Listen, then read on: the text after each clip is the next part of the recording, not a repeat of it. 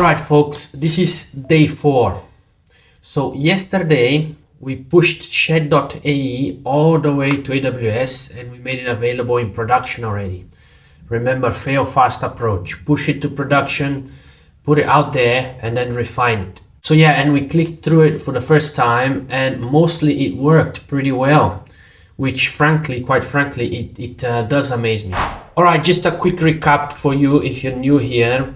This is a series of videos where I take one of my ideas, in this case is a custom Shedd DIY configurator, from zero, from ground up to development, all the way to the market. And I challenged myself to do it in under 2 weeks with current technologies. Let's see how I get by. But mostly worked, doesn't really sell the product, right? So today we have a couple of missions.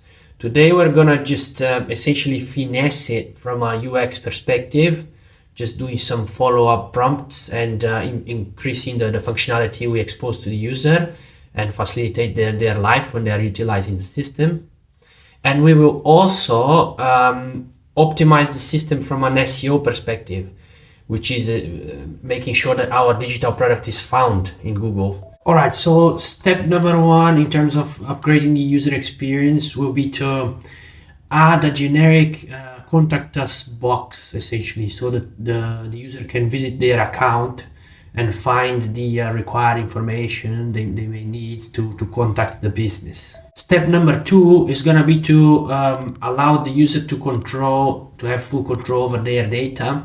So what I'm going to be adding here is the ability for the user to be able to download their data, their historical data, and also to delete their entire data within the system as well, mostly to make the system a little bit more trustworthy and aligned with GDPR compliance. All right, next step is going to be step number 3, and we're going to be adding the ability for the user to view their historical purchase orders. So I'm going to be adding it in this location here. And for now, I'm just keeping everything under the account page. Remember, this is a premium looking MVP that looks, trustworthy. So I'm just keeping it simple and I'm not going to be splitting these into different pages.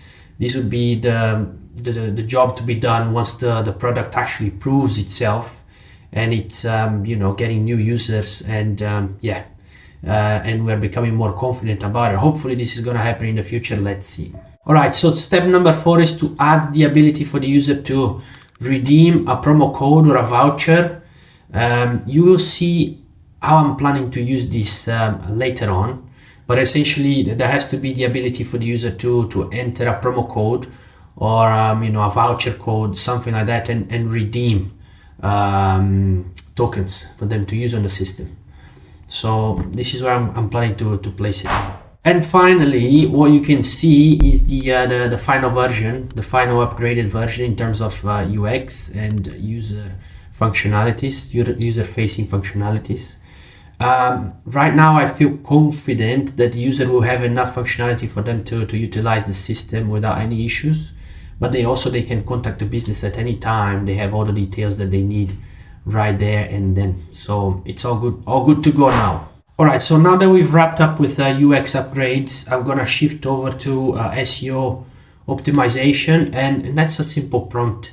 What I normally do is I just go to Claude Code and I utilize a pre-built prompt that I have in order to make the system SEO optimized.